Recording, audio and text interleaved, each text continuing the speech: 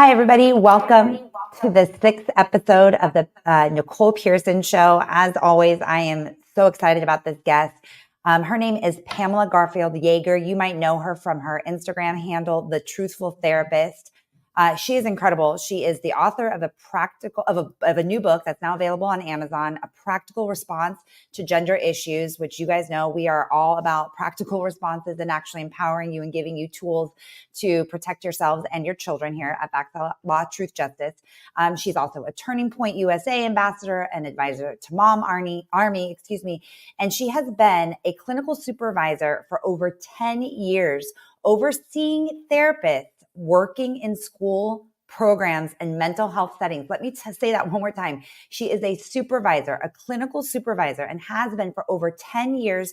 And she oversees other therapists in not just school programs, but mental health settings.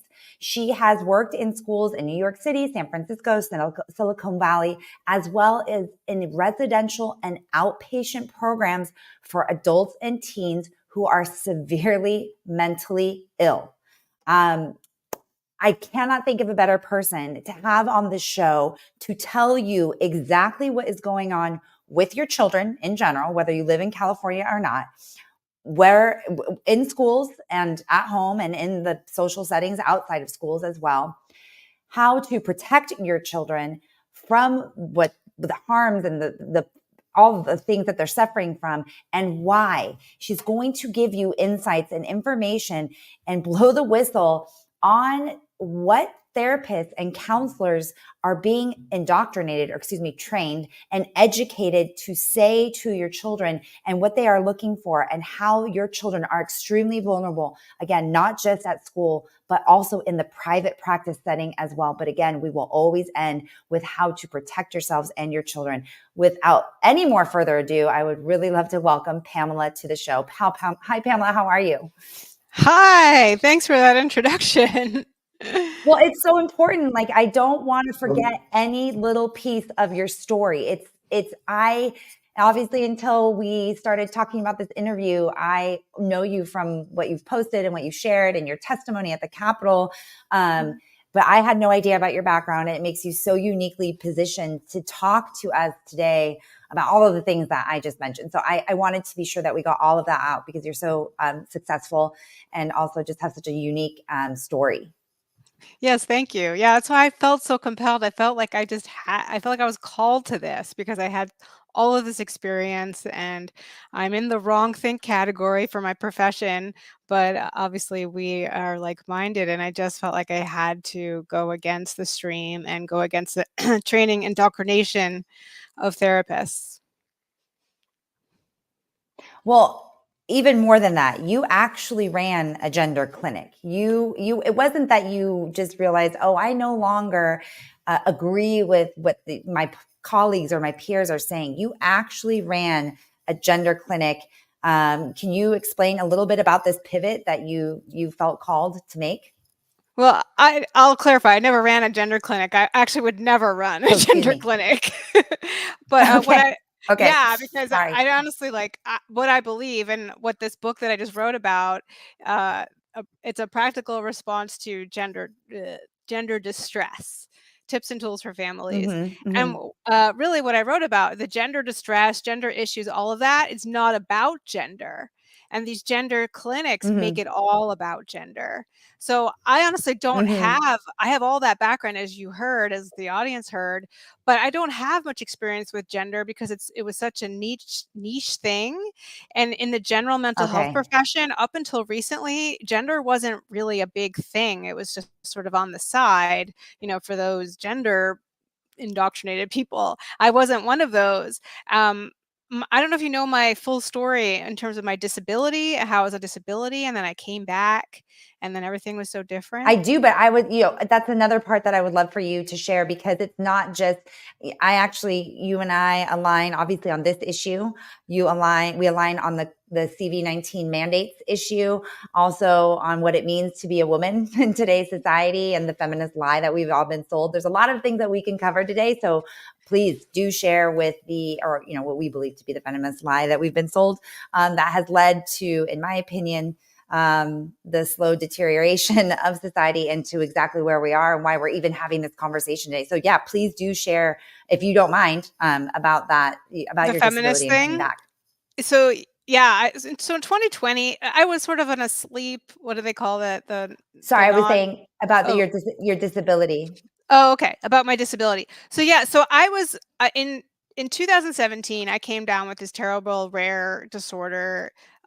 It's like it was basically a repetitive stress injury. It was a nerve injury from a poor desk, and now that my workers' comp case is over, I can say it might be from the swimming that I did in the past, and the martial arts and other activities that I did from repetitive stress from my upper body. Anyway, I had this nerve injury, and I basically was out of work for close to 4 years. So all that experience that you listed, most of that was pre 2017.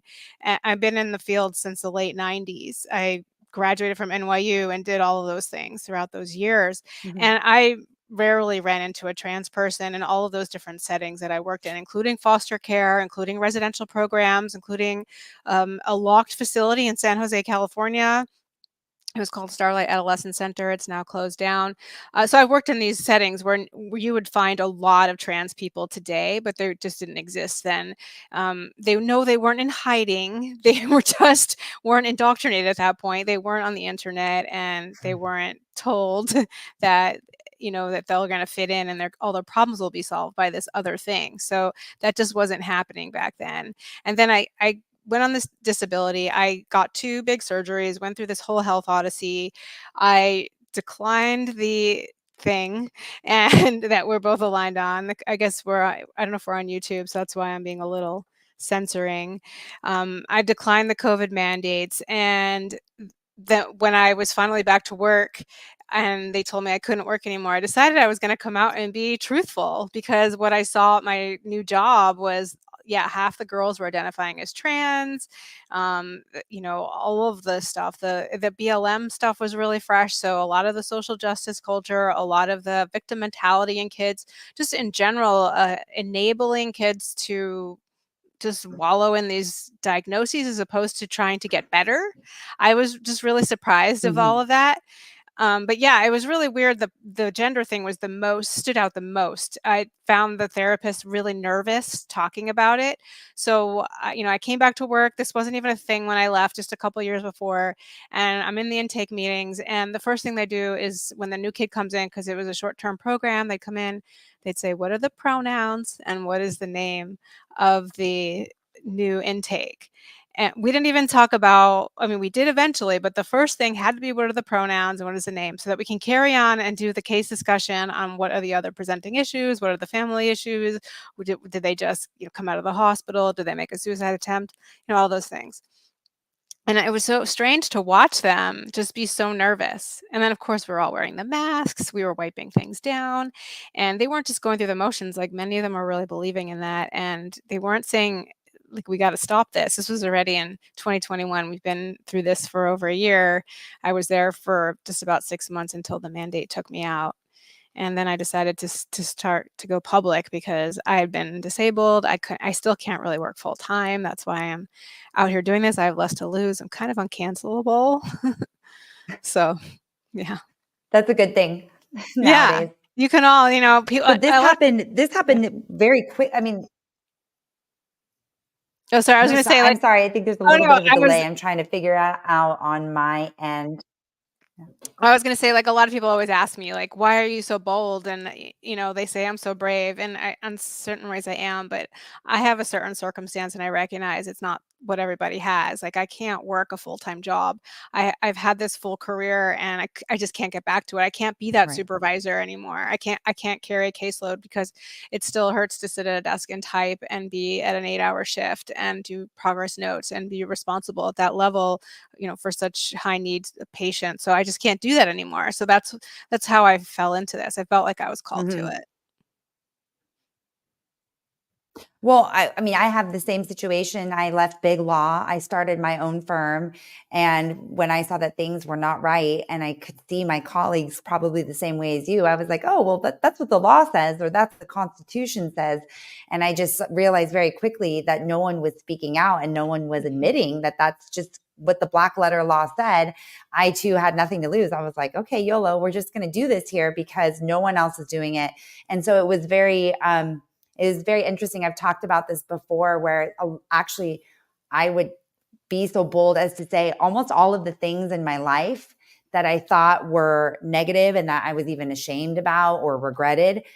Each of those things fit together perfectly to place me in the unique position to do the work that I'm doing today. Because if I was more complacent at work, or I didn't fight with my bosses or argue with them or push back, if I continued to work in big law, like I've seen many of my colleagues who pretend or want to help and they can't help because their bosses, they would get fired, or they have the biggest client, healthcare or PPE client, and they can't opine.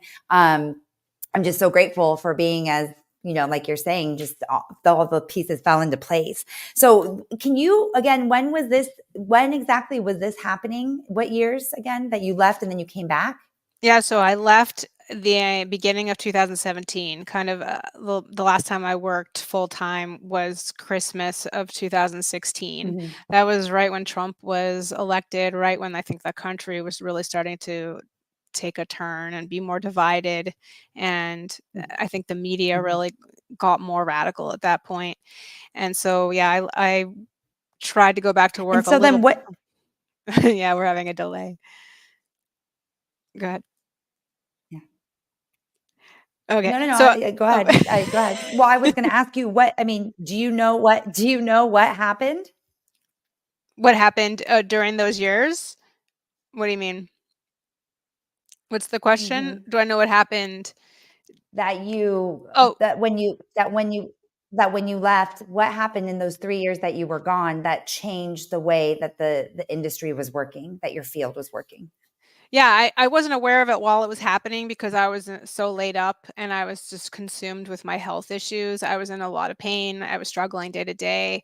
I was fighting with doctors in the healthcare system for them to believe me that I even had a problem. So I was completely asleep. I called myself the Rip Van Winkle of therapists because I was asleep. So I didn't know at the time, but I realized when I came back and after I started to look into it, how much things had changed in the profession, how much the trainings, how much the academia, the grad schools, all of the CEU credits, all those things had shifted so radically to teach, of course, the gender, the all the critical race theory stuff, all this victim mentality stuff, all this identity politics. Those are the main things. Just a lot of social justice. I started when I came back and I sort of woke up to everything. I started looking at the social media of the different universities that I had attended. I looked at the social media and the websites of the National Association of Social Workers, which I was actually a member of back in the day, but now I would never go near them. They're horrible. They're just so radical. I think even a regular leftist would find them radical. That's how radical they are.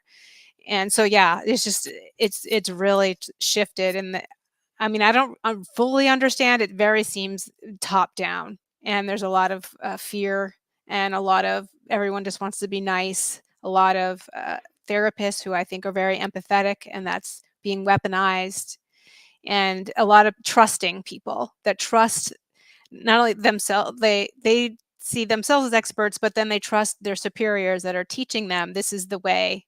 This is our manual. This is Following our orders. yeah, following orders, but not in a way where they feel some of them are going against what they believe, but I think a lot of them aren't really thinking for themselves because they feel more than they think. I'm not making therapists sound very good right now, but mhm. No, I don't. But I think the reference to following orders, and no one likes to say it, is, I mean, that's what happened in Nazi Germany. I don't think that anybody was thinking they were in a position. They were told that this is your role, this is your responsibility. And, at least that happened certainly in COVID, right? We had this health emergency and no one was thinking. Everyone was just following orders. Things were chaotic. And I'm sure that was the same thing that was happening in Germany. And I actually do see that happening here in the gender, this trans ideology agenda, is that they're moving the children as quickly as possible. They've obviously created this huge mental health crisis, and now they need to respond to this exploding mental health crisis, right? Which they, again, created or at least compounded over the last 4 years. And they need to get the kids on the puberty blockers. They need to get them into therapy. They need to right away before, anything else happens. And so no one is thinking. All they see is this child presenting with a serious mental condition that is clearly suffering, and saying a lot of, I'll let you speak to it. At least this is what I hear from our clients. And they need to respond, or if not react, without thinking. And I think that's part of the agenda. That's part of the strategy, is to remove that opportunity to sit back and do that gut check. We talk about that a lot here in the Facts, Law, Truth, Justice community, is do that gut check. But when you're moving and you're, like you're saying, you're being kind of manipulated or gaslit into being compassionate, not speaking up. These kids are in danger. These kids are in distress. A dead child, a live son is better than a dead child. No one is given that space to stop and to think, like what you're saying. But I had specifically when you came back and you realized that things had changed, and you said you looked into it.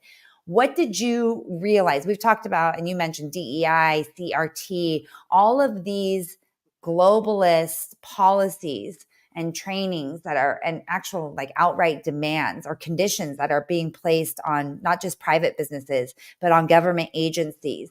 Did you actually identify what was being fed to you, to your colleagues, that was spurring this sharp change? Yeah, so first of all, I remember even entering the job and being trained to be inclusive with the pronouns. I remember being trained to make sure that all the patients were wearing masks, and if they weren't, that I had to basically force them to wear the masks. At the time when I entered, the COVID stuff was honestly more on my mind. I find them very connected, and there's a huge parallel. I think, like as you said, the fear Yes. has now brought on. I honestly didn't think about how when all the lockdowns happened, all the masking and all the the mandates and all that fear, I knew that was going to have long-term repercussions. I didn't realize it meant that we weren't going to understand what a boy and a girl was anymore, and we were going to teach that to all the kids. I didn't realize that was going to be the major fallout from COVID. It seems like that's the case. How did that go? How do you see that I see it from a very abstract way, but how do you see that? Like, how did that become the natural progression of what we just went through the last 4 years from your professional experience? I mean, I think the lockdowns is the biggest thing, and the extra screen time that we all had, the isolation. Wow. I thought the fact that we were all so isolated, the fact that we were all ripped from. I mean, actually, I'm one of the few people that wasn't, because I was on disability and didn't have a life. But most people were ripped from their daily activities, and I think that's why it didn't affect me as much. Honestly, I didn't get that. I didn't have that sudden jolt of, oh God, now I can't go to work tomorrow because I didn't have a job because I Mm-hmm. was disabled. So I didn't have the Mm-hmm. same impact. But for kids to have to say told that they have to stay home, and they're going to be on Zoom for 2 years in California, Right. which is insane. And they weren't therapy. I was actually even though this program was fairly radical, is by the way, it's Sutter Health in San Mateo, California, is where I was. Yeah.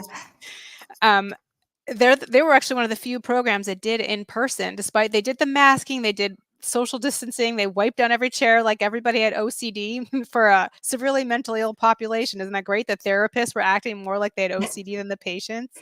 Right. Right. But yeah, I think all that fear and all that isolation, I think that impacted it. And then I don't know, I guess the globalists, whoever had this agenda, and it was a perfect opportunity to to push it onto people because they were already afraid and they're already isolated. They couldn't push back on the trainings. I realized a lot of the laws and a lot of the curriculums came through around 2021 while we were still locked down, Mhm. or just in some states were just Mhm. coming out of lockdowns, but they weren't paying attention. Most of schools, I know in California, because I was trying to attend school board meetings, they did not have in-person school board meetings, so that couldn't be monitored. So a lot of those things, they were there before, but they got a lot worse at that point. And she froze on me. I don't know if I can see. Okay. No, I'm still here. Yeah. Okay.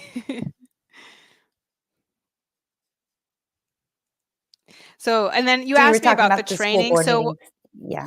Mhm. yeah, so everything was remote, and I think even still a lot of people think remote, even though we're doing this on Zoom. I mean, an in person would be so much more effective. And if we're talking about really important topics, all of this remote stuff, it was all a replacement, but it was really a way to sneak in all this agenda stuff, for people. Like, whenever people are at work and they're in a meeting and they're on Zoom, you can't speak up, you can't ask questions, you can't have a little side talk afterwards with your colleagues and be like, well, I'm not so sure about this. You Mhm. just say, okay, everybody, bye, and you click off, and then you're done, and you're all, in your room. So no one's able to have conversations. And I think it also creates this false consensus because people don't get a chance to have that conversation. And then all the laws come through, and now it's kind of, a lot of it is locked in. So we can't change a lot of these laws. I mean, I think we're going to, but it's going to be a lot longer because so much came through. I love that phrase or that term, false consensus. That is, I've never heard that before, and I could not agree with you more. You can't. I even have talked about it. I actually came from court this morning. So two things. Usually it's remote, and a lot of the work that we do is in person, like you're saying, in the hallway, after the hearing, on the way to the hearing. Sometimes we're fighting, and sometimes we come out of hearing, we're like, whoa, that's not what either one of us expected, or that was a really good point and we got to figure this out. It's just human nature and human connection, and having that conversation absolutely one of the goals of lockdown, to sever those ties and personally to dehumanize us, to really mentally break us down and emotionally and spirits. But we have also lost that ability to communicate just like innately, but also like you're saying, just that opportunity to leave the meeting, go to the water cooler, and then have a real Mhm. conversation about what you just felt or what you were really thinking. That is such a great phrase, false consensus. Mhm. In terms of the laws changing, I mean, they took advantage of the technicalities of being remote, like you just mentioned, not really truly being able to express yourselves. Then conversely, actually, a lot of people could show up because it was remote. So you could take a meeting on your lunch break. So then they had a lot of people, then they had to limit your comments to 30 seconds. So you actually didn't get to Right. communicate the full entirety of your position. And they did pass a lot of things, and that's why we have to get activated, you're saying, and prevent the harm, so that we don't have to do what I was doing today in court, which is file the lawsuits to try undo the harms that they did during COVID. So can you tell us actually a little bit about your new book and what you're seeing in Mhm. private practice as well as in school, and then how parents can protect themselves? Yeah, so my book it's written for the everyday person. It's honestly not written for the person that's following and tracking this issue so closely. They probably are aware mostly of what I've written, Great. at least the first part, because the first part gives a lot of the basic facts that Mhm. probably you and I know, and I'm guessing a Mhm. lot of your audience already Mhm. knows. We know that the Mhm. suicide thing is total emotional blackmail, so I get into that and how they're doing that. And but I what's a little different about my book that maybe people in your audience would enjoy is the very practical tips that I include. And then I also put in a chapter on a MFT class, a marriage and family therapist. The California Association of Marriage and Family Therapists the biggest family therapy or biggest therapy association, I think, in the country. I don't know if it is the biggest, it's close to the biggest. And I went to their convention last year and I went to their trainings, and I wrote up one about what I call how to manipulate parents to trans your kid. I called it emotional manipulation was the name of the chapter. I think I didn't call it that, actually. I called it therapists manipulate parents. I don't know how I don't remember the chapter. I just won't say it. Anyway. That's okay. We get the point. It's great. It's brilliant. Tell us what that is. Tell us what they're doing, and then tell us how to protect our kids. Yeah, so they basically weaponize empathy to the nth degree. I've talked about this in a few other podcasts, and I'm going to say it again. This is crazy what they do. So we've all heard of the stages of grief, right? So in this training, they actually go through the stages of grief for a parent who has a trans child. So if you're a parent that has a trans child and you have questions, it's even if it's a sudden onset, it's a 16-year-old that's never shown any signs, was totally normal in this arena, and then suddenly they spent 6 months on YouTube, they come out and they're like, you know what, I'm trans, and the parents like, I have questions. Instead of the therapist being like, let's explore that, let's see what's going on for them, let's see what sunk them into being online so much and made them feel like they had to grasp onto an online community and something else, they say, your kid knows themselves and you need to go along with that, and you need to grieve your cis child, and you are in the denial phase of grief. Wow. But they do it in this very like kind way, like, I'm here for you and I will help you move through, I'll help you. Of course, they're not going to say it straight out, but they basically taught us as therapists to look at it through that model, that we're helping them move through these stages so that they could get to the acceptance phase and help their child get what they need, maybe puberty blockers and cross-sex hormones or whatever, basically anything the child wants, because they believe that the child leads. And they believe that if a child spends months and months on end on YouTube, that's them figuring themselves out, and we need to respect that. So I just couldn't believe how they twisted that around. So there's no actual therapizing, because, for example, when my parents went through a divorce and it manifested itself in certain emotional reactions, we went, and as a family together, and then myself individually, we went through that and figured, obviously the therapist knew, my parents knew what was going on. Obviously I was having a reaction to my parents' divorce, but there was actually exploration, albeit I wasn't aware of it. And then we realized, okay, this is what's really going on, and gave coping mechanisms.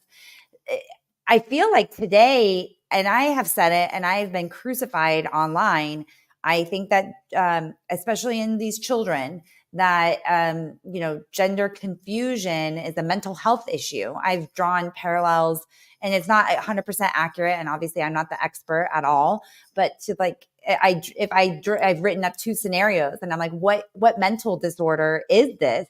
And some people have been like, schizophrenia. It sounds like it's schizophrenic. It sounds like someone with with body dysmorphia, as opposed to gender dysphoria. So it seems to me that you can't say that, though, that you as a professional, as a therapist, are no longer allowed to call out mental health issues or a child crying out for help, like that you're censored the same way I as a lawyer was not allowed to say that's illegal, that's unconstitutional. The same way doctors were not allowed to say, hey, this is a respiratory virus. We've never created a vaccine to prevent the spread of respiratory viruses, because they don't work that way. That masks don't prevent the spread of airborne particles, and those people got censored. So is number one, do you feel that? And number two, are therapists getting censored and canceled the same way that lawyers were, and the same way we've seen other medical providers in other contexts? For sure, lots of censorship. I think the most of the censorship is actually coming from people themselves. There's a lot of self-censorship. When I first started speaking out, because I was in this sleep mode from my disability, I didn't even realize how tough the censorship was, because people were like, "You're so brave," and I was like, "What do you mean? I'm just saying like common sense." Like Mhm. what I was Right. saying, if somebody said that in 2016, 2017, most people wouldn't have said I was being brave. It was just normal. But 4 years later, 5 years later, all of a sudden it was brave and radical, because I don't think, I know there were therapists that did speak out, and they were been made examples of. Many people did lose their jobs. At that point, when I was first starting to speak out, I don't think the conversion therapy laws were in effect. It was around 2021 when they started to get into effect. And, the legislation in California, like SB 107, was just coming through. It hadn't come through. So it wasn't in law yet, but it was certainly culturally, it was already bound. And people were very afraid to say anything. They, culturally, people really learned to just pipe down about it. And if they felt strongly about it, they just avoided the subject. If they most people just kind of didn't think about it, and they just said, well, those people are crazy, so I'm just not going to engage, or they would work around it somehow. But about what you're saying, Well, it's oh, oh, yeah. go ahead. No.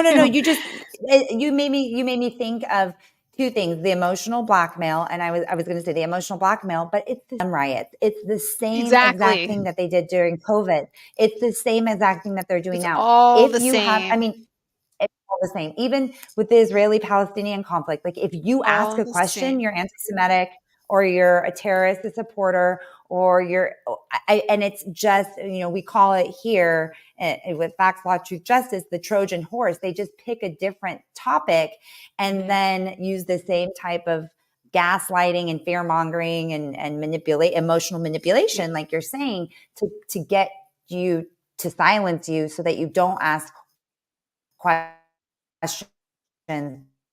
But we need to ask the questions. We need more people like you. I'm sorry, you just know it's so clear how it works in every area. So going. You're talking Yeah. about the So conversion therapy, and actually, I want you to define conversion therapy laws for people who don't know what those are.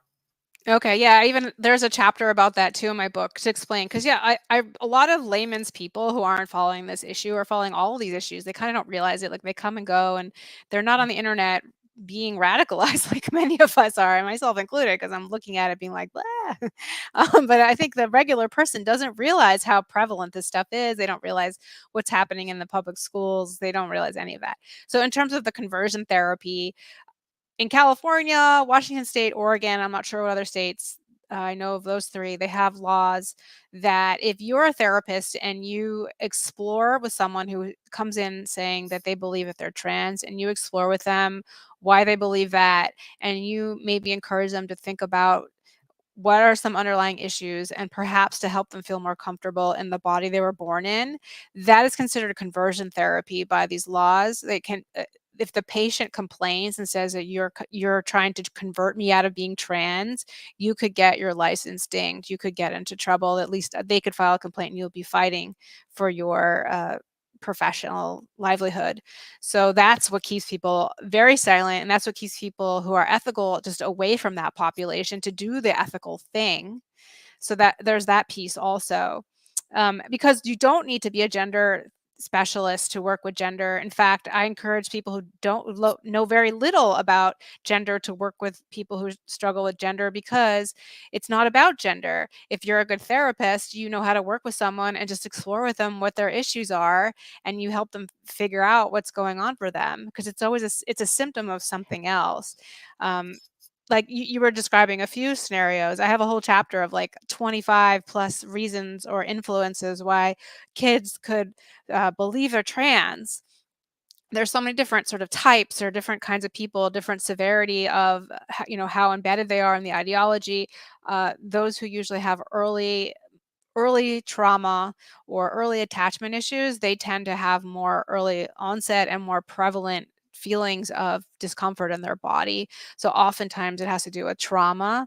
but there are all different scenarios. There's the rapid onset gender dysphoria cohort, and those are the teens that have been online a lot, that are really in this social contagion, which is not politically correct to say that it's a social contagion, but it's super obvious that it is. So Yeah. I'm going to say it, even though it's not politically correct. So there's the boys that get caught up in too much porn, and then their whole like belief of sexuality is completely off kilter, and that gets them caught up in this. There's a lot of autistic kids get caught up in this, so their autism, they're being marketed to. They have their own autistic trans flag out there for them. They have several flags. I reference like the show Big Bang Theory from Sheldon Cooper, like he's autistic character, and he has this whole fun with flags show. I don't know if people saw that, but it's like that is exactly what the trans activists are doing, that you get your own flag, and autistic kids like that kind of stuff. So they're really being marketed to, and their temperament and their inability or struggling, their struggle socially, that that all plays a role in it, and they're the way they relate to the world, and they have very rigid thinking. So once they get caught up in the that idea, it's hard to pull them out. So there's all these different underlying reasons, and most of them are not so deep either. Some of them are even on the surface, and the gender therapist will even see it and know it, but they will ignore that part because they believe that if they alleviate the gender distress, then that will alleviate the other stuff. Although anybody with common sense would see it's the other way around. So.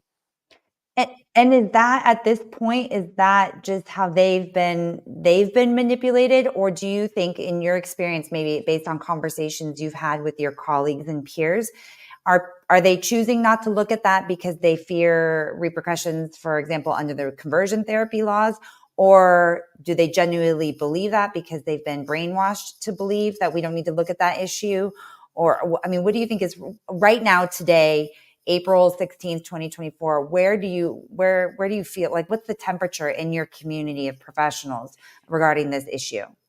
Yeah, I mean, I think unfortunately, my perspective is skewed because I'm, on this end of things. So I'm meeting the Mhm. people that agree with me Right. more now at this point, because the people that disagree with me are not, I'm not talking to them as much. They don't want to talk to me, right? So it's hard for me Right. to get a real feel. So I just want to be honest about that.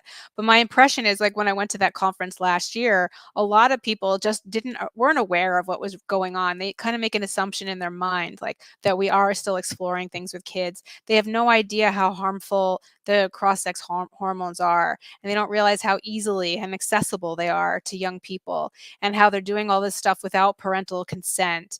And they don't realize how influential and how pervasive the messages are online and in Hollywood and everywhere. They just kind of don't think about it.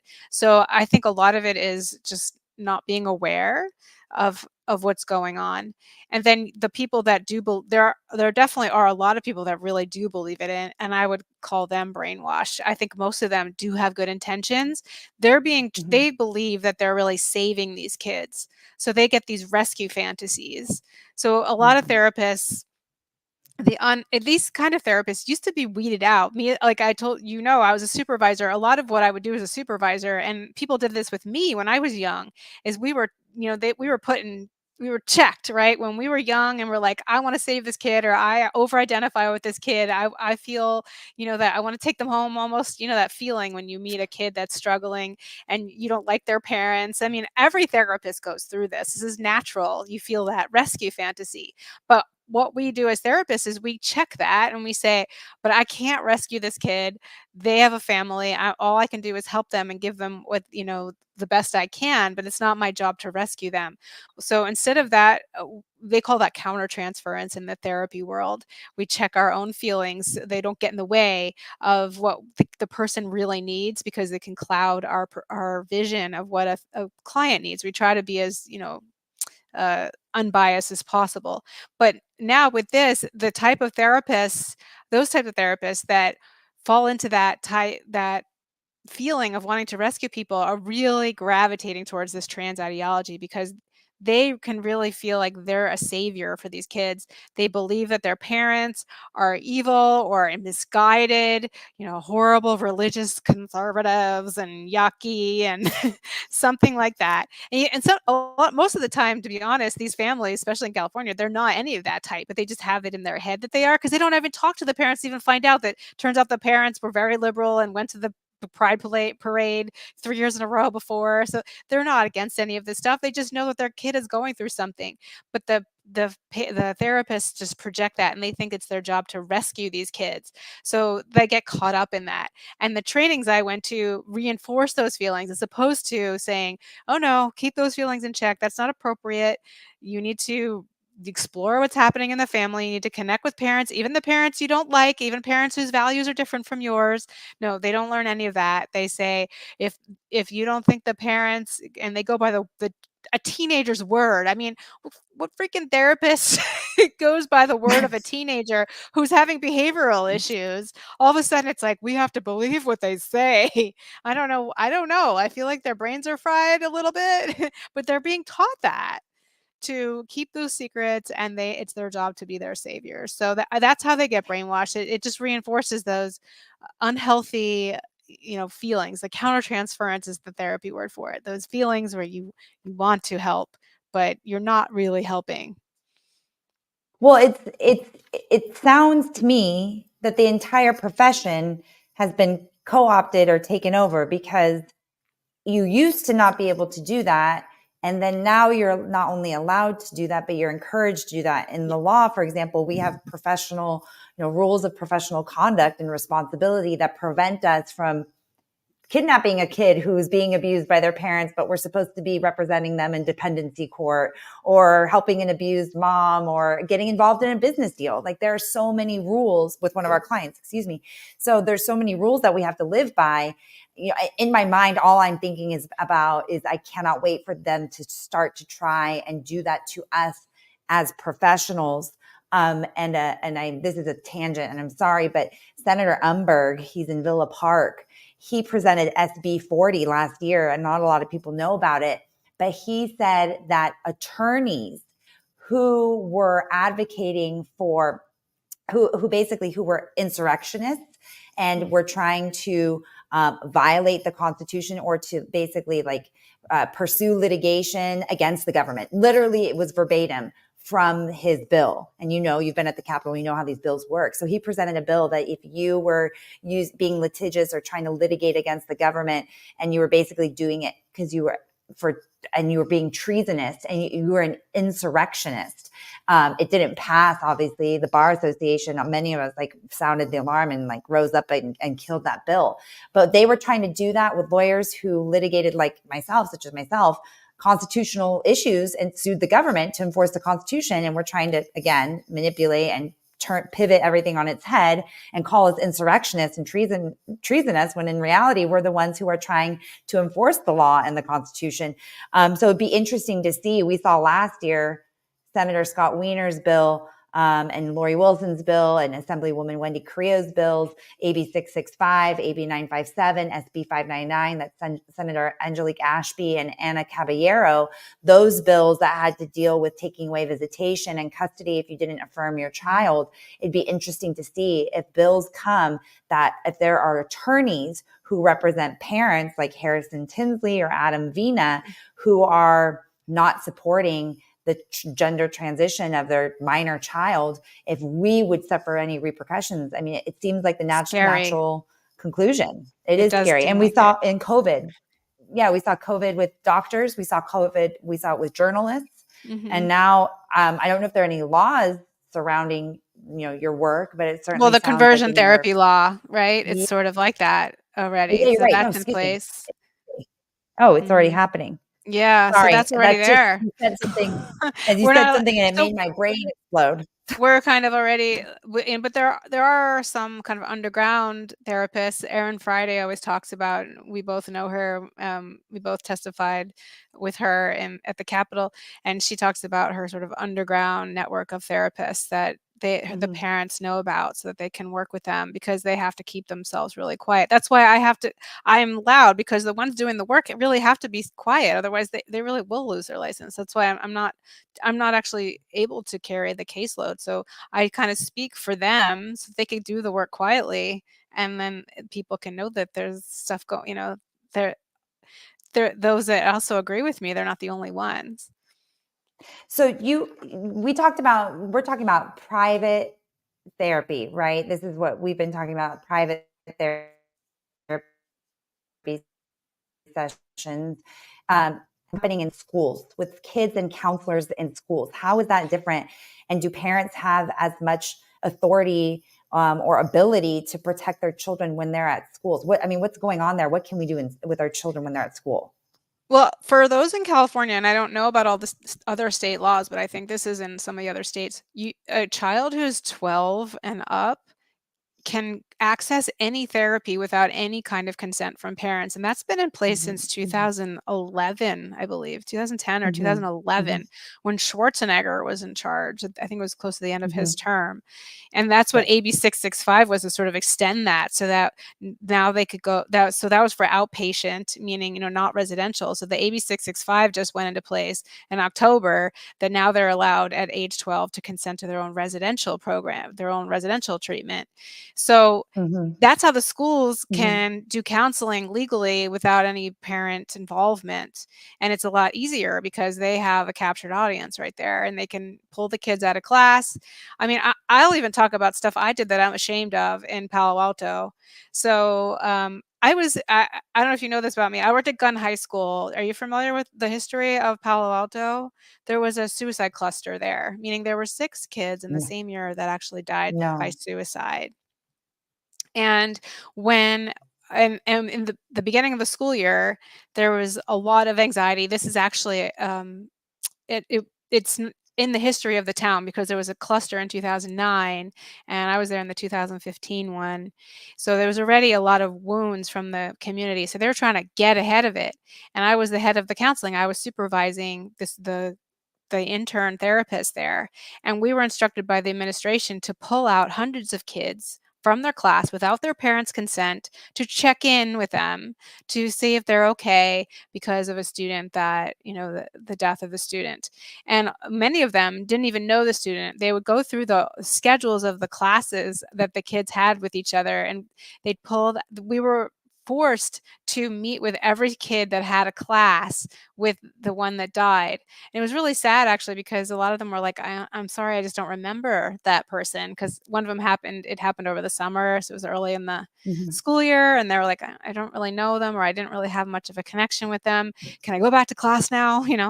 But here we are, basically telling them, like, are you okay? And like telling them that they need to have this emotional reaction that they didn't even have.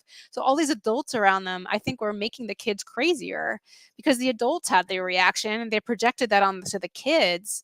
And they forced me to do this, to pull these kids. I was against doing it, but I did it.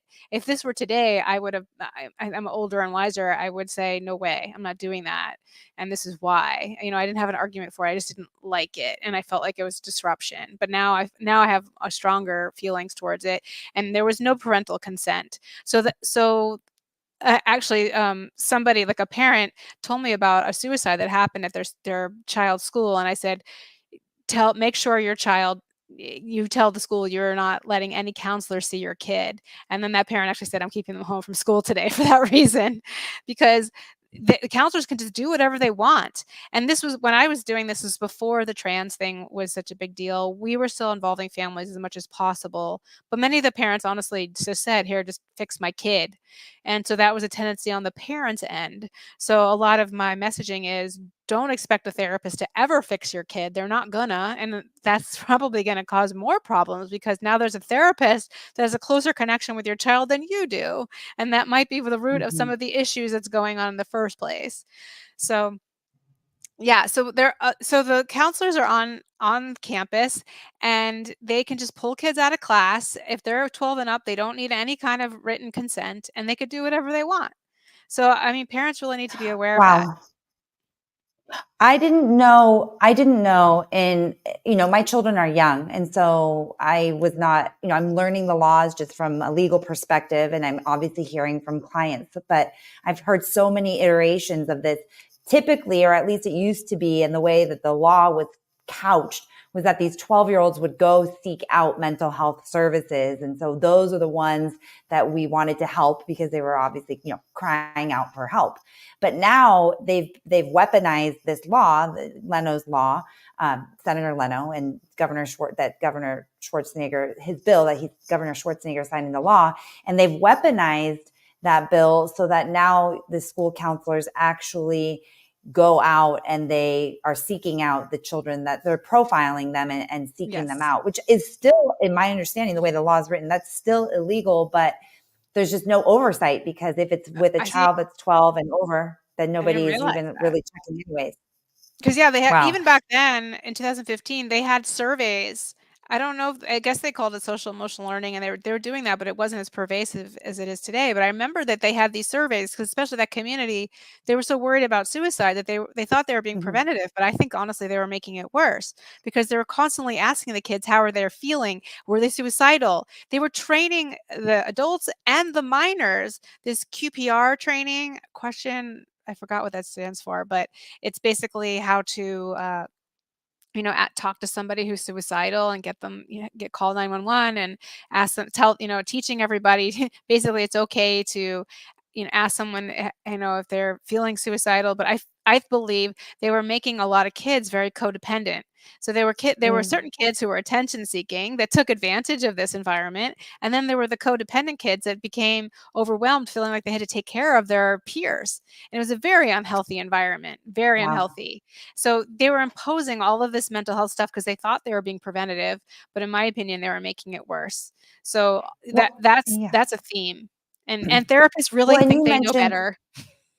Yeah.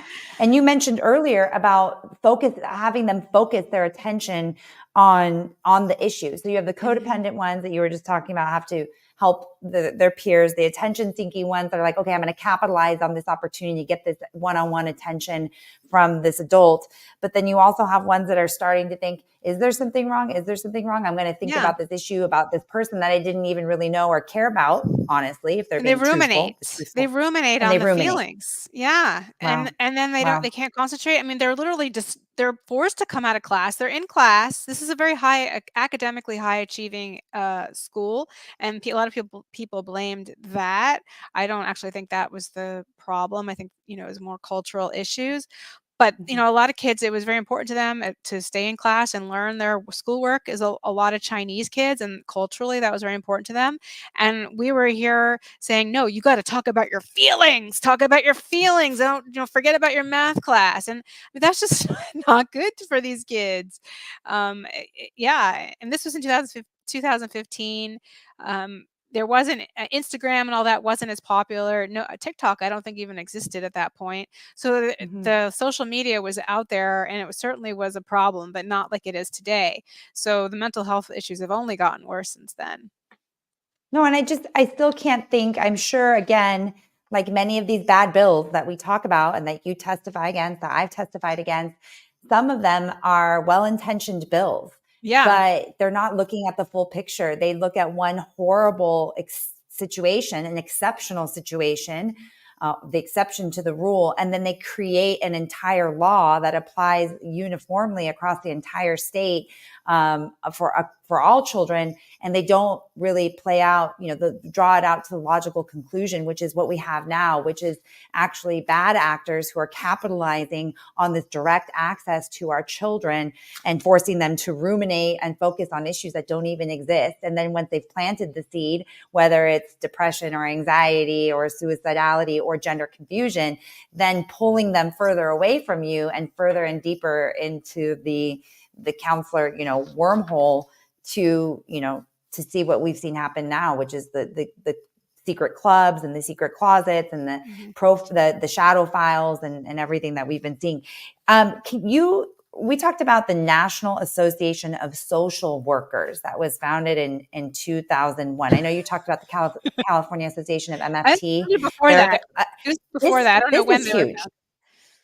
They were Oh, founded okay. before 2001. I'm not sure when, because I was a member Okay. when I first graduated grad school in '97. So they were at least around before that. I think Mhm. they've been around a while. I'm not sure. I'd have to look up what year they were founded.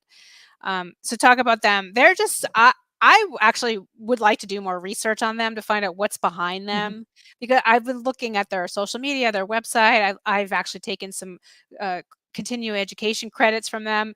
All very radical left. I was told that everything's systemically racist, and the quiz I took on, all the racism had all anecdotes and there were no facts, and it was just completely ridiculous. And then, of course, all the gender stuff, just everything.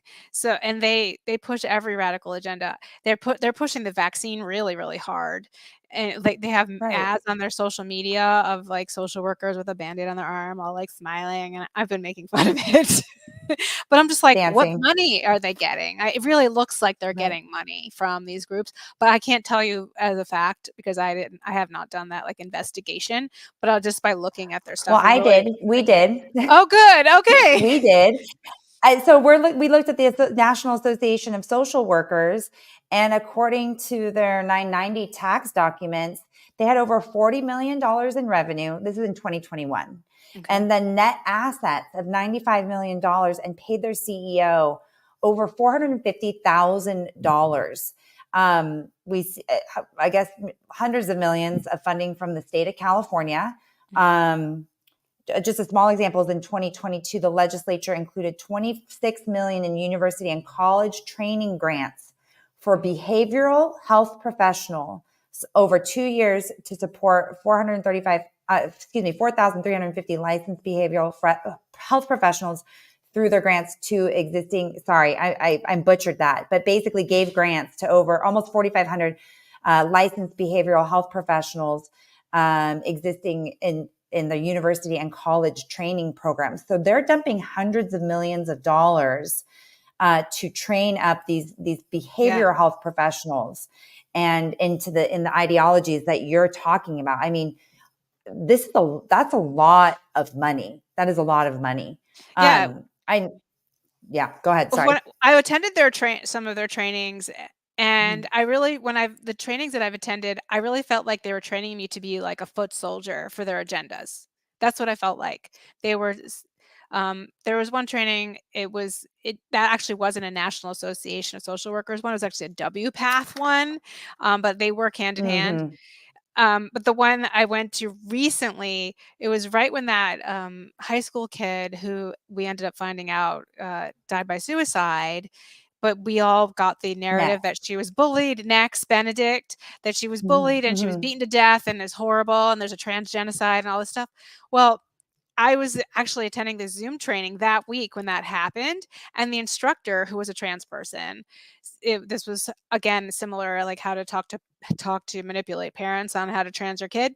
Um, they really pushed that whole news story and said this is why we're so important as social workers, to help the parents understand the right and safe thing to do, because look at all the injustice happening towards these kids. Like, we're under attack. And this was in the training, a professional training of a family therapist. So people don't realize how the reach of this. So it's not just on Twitter. Like, on it was in the training. And I knew at that point, because that video was circulating of her talking about how she instigated the fight and she never met them before. So those kids at least never weren't involved in any type of ongoing bullying. So I knew at least that Mhm. piece of it. So I knew we just didn't know. We didn't know her cause of death yet. I knew that we didn't know the truth. And I was just flabbergasted. And all these people were in the chat. This was on Zoom. So all the people in the chat, like, we need to do more. We need to help. That rescue fantasy I talked about earlier. So we're all being rallied through these organizations to help these kids. And honestly, I could have, if I wasn't already in this, aware of everything, I could have been swept up quite easily. You're in this environment, and it feels like it's the right thing to help. What do you do? These kids are under attack. Right. This is terrible. This And could poor you imagine person. if you Yeah. had said something in the chat like, "Oh, but are we sure she died from like, you would I have wanted been to just so bad. annihilated. I Right, wanted but you to. couldn't do that. again, the whole Zoom thing, right? You can't have that conversation Exactly. afterwards. Yeah. But yeah, the NSW one, I took the BLM themed one, was very similar. It was definitely training me to be an activist, because when I took that, it was in I mean, 2021. you're a glutton for punishment. I do it to like find out so I can tell people this is what's really going on. It's that bad. It's actually worse than you can imagine. These grad schools And are what so about the captured. I mean, two questions. I'll ask the first one. I mean, what do they say when they talk about that this has the prevalence of transgender or gender confused? I actually don't know what the actual statistic is, has increased like 500% or 200%, or the number of gender clinics, I think is actually the statistic that I'm reading or that I've Yeah, seen float about, is like that has they increased 200%. I mean, isn't there, they is no believe one else asking? Go ahead. they believe that all these, it's just that people have suppressed it and they've been in hiding, and now the real trans people are they don't really think about it, real honestly, that's the truth. They're not thinking Mhm. logically, Mhm. but if they were to even Mhm. try to think about it, they would believe that it's just the trans people are now public, they're out there, so we are just now seeing the truth or something. They also believe that in this gender ideology or queer theory, it's not the transsexual old school belief that I think most people think it is. It's queer theory. It's a whole different thing. James Lindsay talks about this a lot. He talks about it in their new book, Queering of the American Child. And their goal is not just to help kids who are feeling distress in their gender, it's to literally change everything that's normal and make it abnormal and say the abnormal is the normal, and you're more enlightened if you're now being abnormal. So that the goal of queer theory is to make what's normal abnormal and vice versa. And And who's doing that? I Who do you mean, think is doing that? the globalists, these activists, the leftists, the people up there. I Yeah. don't know, like all Yeah. the Yeah. I can't, the World Economic Forum, all those guys. I'm not sure who specifically. There are certain people that have given lots of money to these things. I don't know if you know also that the BLM money, a lot of that BLM money went to trans stuff. I don't know if you're aware of that. They No, I went to didn't know. No, yeah, I didn't know. there's a huge connection right there. So all those, I don't know how much money they raised, I can't remember now, but all those millions of dollars, billions of dollars, I'm not sure. A lot Right. of that Right. money So went to trans. it's just basically just breaking up the foundation of of the country, right? You go after the kids, the families, Family. and then really there's nothing left And just standing. I mean, destabilize everyone, and if you're normal, then you're no you're no good. So they're teaching the kids, be queer, get a flag, be cool. And so their goal really is to turn the fabric of our society upside down. Yeah. And how do we identify if our child is being exposed, or if we're like interviewing a gender critical therapist? How do we protect ourselves and our kids moving forward, knowing all of this, knowing what you guys are being taught, knowing that your profession has been flipped on its head, and how they have access to our kids at school, how our children can access them without us knowing, or let alone with our consent? Like, what do we do? I mean, the first step is in general I just want to say to everybody listening, is to trust yourself and not just follow any expert, even someone that might be like-minded. Still think for yourself. I really encourage Mhm. people to do that, because nobody is right all the time. And I just really encourage, your child is your child. You love your child more than anybody else, more than any therapist ever could. And I think a lot of parents tend to feel insecure, especially if there is some kind of issue happening in the family. You could potentially need help, but at the same time, I really encourage people to trust themselves, because when they feel so insecure, they feel like they're floundering, they're in crisis.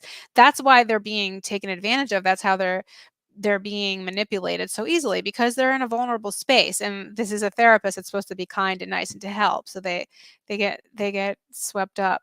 So even when you're in crisis, like, always keep your, you know your antennas up, because even after you found someone you think is good, stay with it.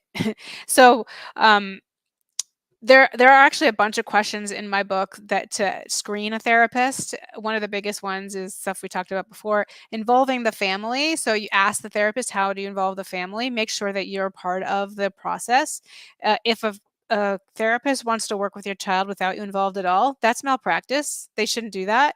They need to know when your child started to walk and talk, and if there were any health issues when they were a baby. A teenager can't report on those things. They need to talk to an adult. And the fact that these school counselors are doing this is completely wrong.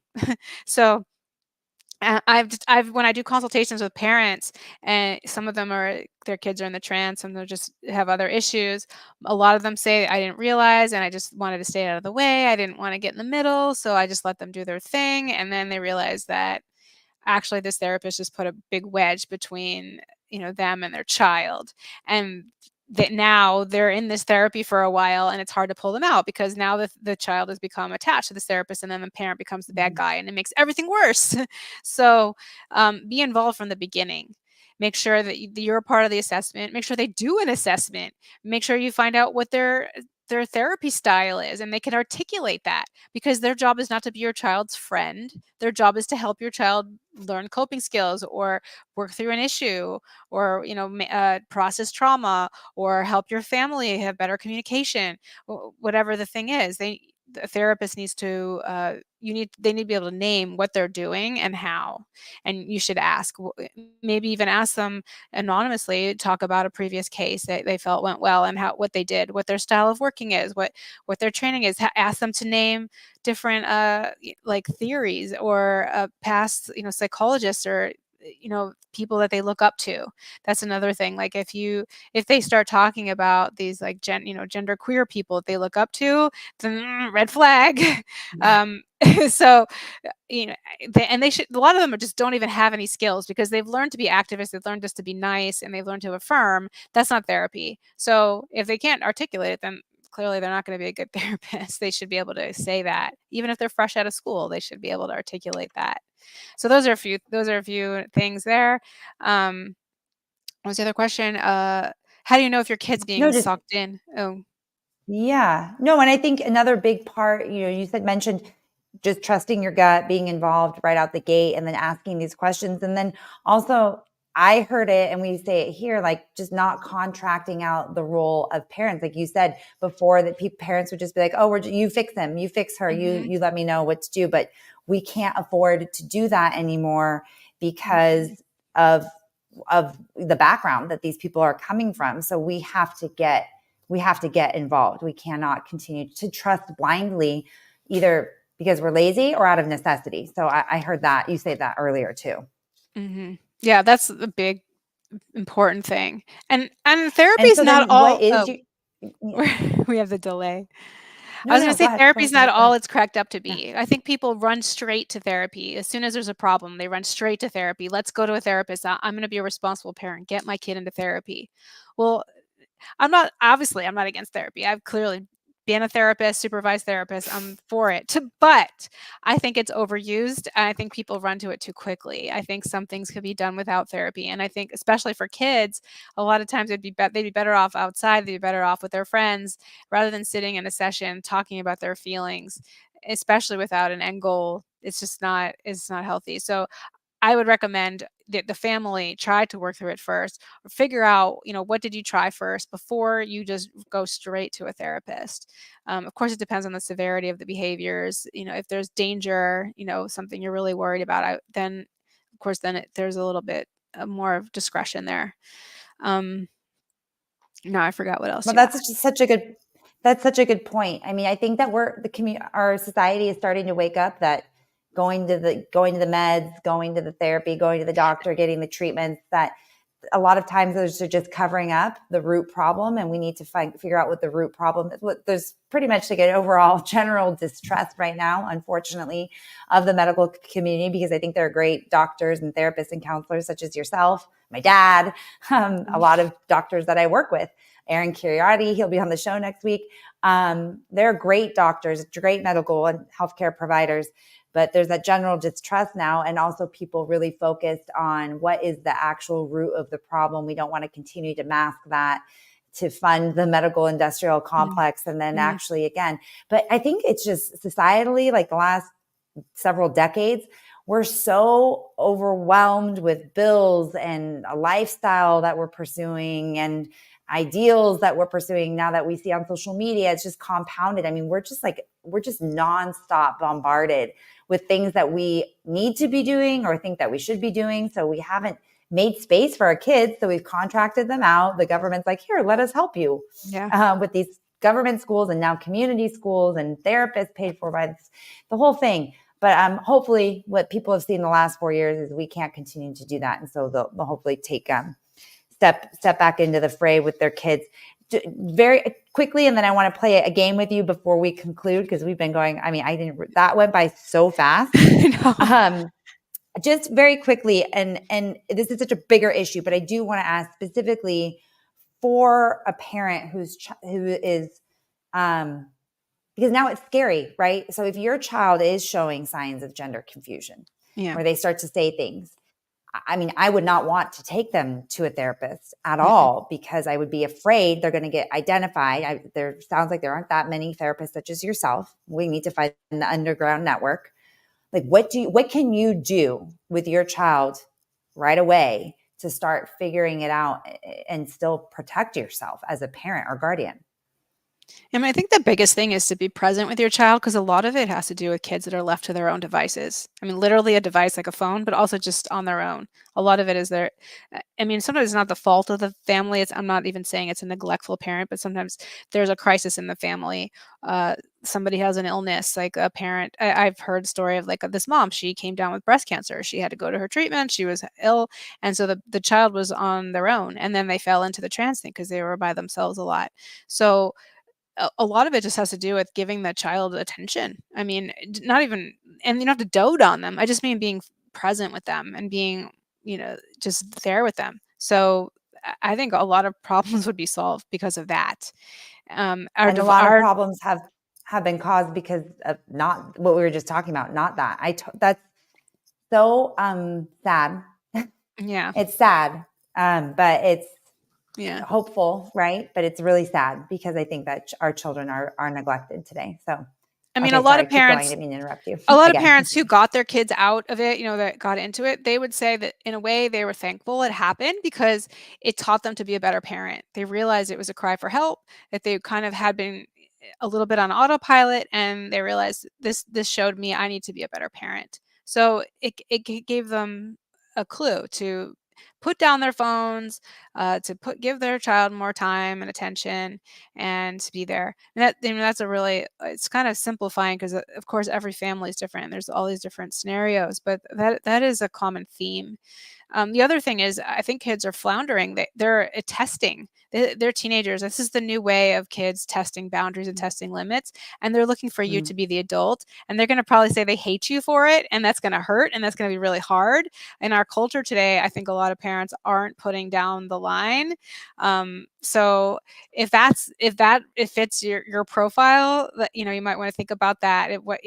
That power struggle that might be going on and the dynamics. And that's when, if it's really extreme, that's when a good family therapist actually can help, because they look at the family as a system, and they look at how everyone's impacting each other, as opposed to just zeroing in on the gender and saying that we need to give you hormones, and they look more at the family dynamics. But you can do that on your own. You could look at, a lot of times, the truth is we got to look at ourselves as adults. We're impacting the kids. And if we look at ourselves, oftentimes that makes a difference. That's the other reason why working with kids without the parents involved is so wrong, because usually giving the parent support is what helps the kid. So oftentimes it might be you needing to go to therapy more than your child. I mean, that's a reality. So, well, it's wild. We would do that even from, like, let's say your child a week, or they're getting maybe early onset diabetes, and you would try to figure out what kind of health habits the family has and work on it like holistic. it's Yeah. what's it called? The ecosystem of the family. So it's wild that we wouldn't do that with mental health issues, but we would do that with physical. I mean, it makes sense. We're You're supposed to. doing exactly. You have to look It's at called it a like the psycho entire. biopsychosocial assessment. So you're supposed to look at the whole picture and then figure out what's going on and then come up with a treatment plan and work holistically. But that's not happening anymore because they're compartmentalizing children. Well, I don't even think they're motivating therapists from what you're saying to even look at those other. I mean, it's not No, even they're on the not. table. It's not like they're looking for that and then discarding it because it's not the real issue. They're actually not even trained in that kind of No. investigative work anymore. That's why I have You the old school training. I'm like an old lady and I have the old school training and I don't think the new ones have it. So that's why I like to put out there like this is what it's supposed to happen and ask them and make sure they do it. Right. Well, and obviously get your book. That will be so Yeah. helpful to get your book. Yep. Again, it's a practical response to gender distress. It's available on Amazon now, right? Okay, great. Yep, it's available on Amazing. Amazon, and, there is a whole chapter on how to open a conversation with your child who believes they're trans, and I can't give you anyone a script, but they are just suggestions on how to just, start, open-ended questions, how to ask questions or maybe be more direct, so I just give prompts and things, ideas, and I hope for the reader to use their discretion on what they think would connect with their child, what your use discretion on the relationship you have with your child, but it really does give a lot of ideas on how to open a conversation. For example, one question would be, what does being trans mean to you?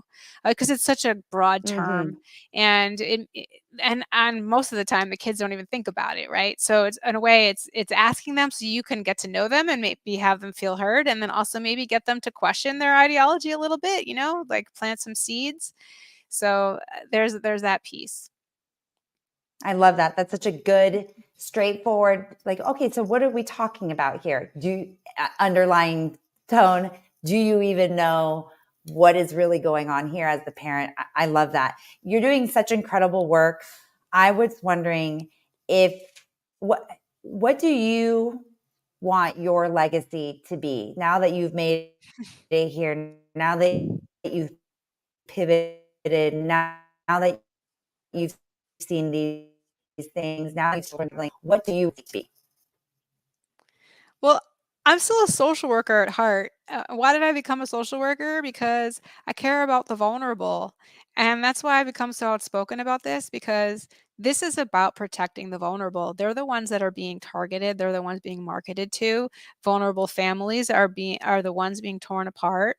So I think my legacy is that despite the fact that this wasn't popular, that I was part of the people that helped the vulnerable when all the institutions eh, went against helping people and decided wanted to push medicalizing young vulnerable people and sterilize them and uh, convince them that they were born wrong and split up families. Like I really about just I really wanna just help people. I still wanna help people in their mental health, and I want to empower them. So that's the other piece. I hope my legacy is that I empower people and that I'm known as someone that really, uh, it is helping the vulnerable. Because of course, the trans people think I'm a hater and I don't care about Right. them, but I do. I even care about the trans people because they're the ones getting I hurt too. know. No, I love what you just said. That is, our community is exactly the same. The irony of all ironies is that they ride on the backs and they pass these policies and implement these agendas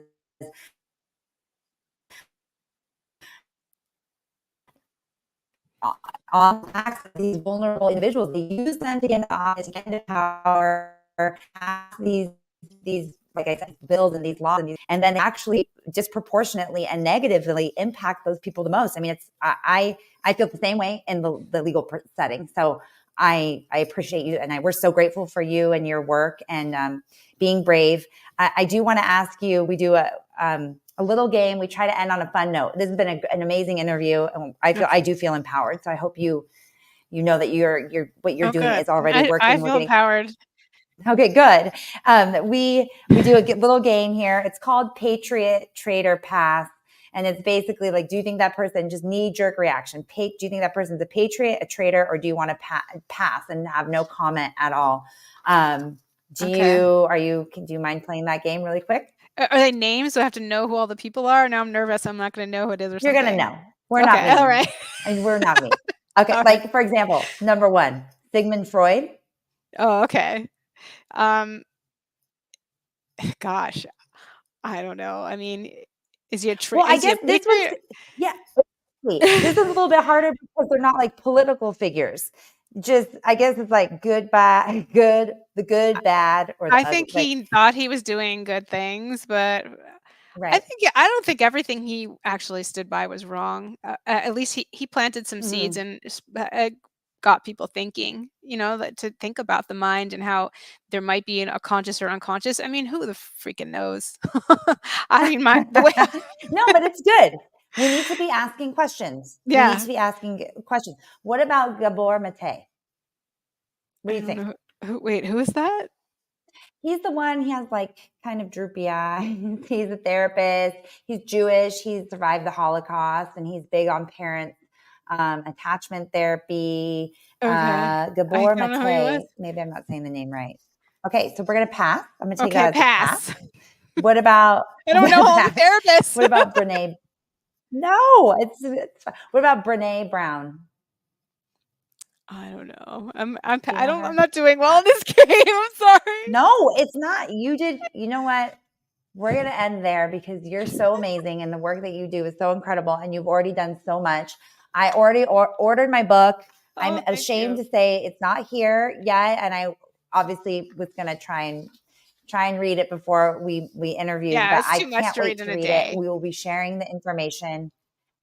It's amazing so far what I have seen and the feedback. So thank you so much for joining us. I cannot tell you how much we appreciate you. Like, I don't know what people thought this was going to be about, but thank you for sharing everything that you've experienced and you've seen. And we're always here for you if you need help with anything. And I will probably see you at the Capitol, see you in Well, this fight. We'll you see don't you know on this this. I hill. moved. I'm not in California anymore. Where are you? No, I didn't know. I just moved to Georgia. I'm out. You didn't let I me guess I just told your know. producer I didn't know who I was talking to. It's okay. We're like one and the same now. Okay, well then But I'll I've be been out there there for soon over to visit 20 you. years. I moved there in 2001 and I just left 2 months ago. I just left. Oh Mhm. wow. I'll Okay, probably well come back and when next time visit, out. but yeah. Exactly. Next time you're out, come and visit. And Mhm. again, thank you so much, Pamela. And we can't wait to see all the success that you have. And thank you for rising up to protect the kids. Thank you. Thanks for having me. This All was right. fun. Of course. We'll talk soon. Okay.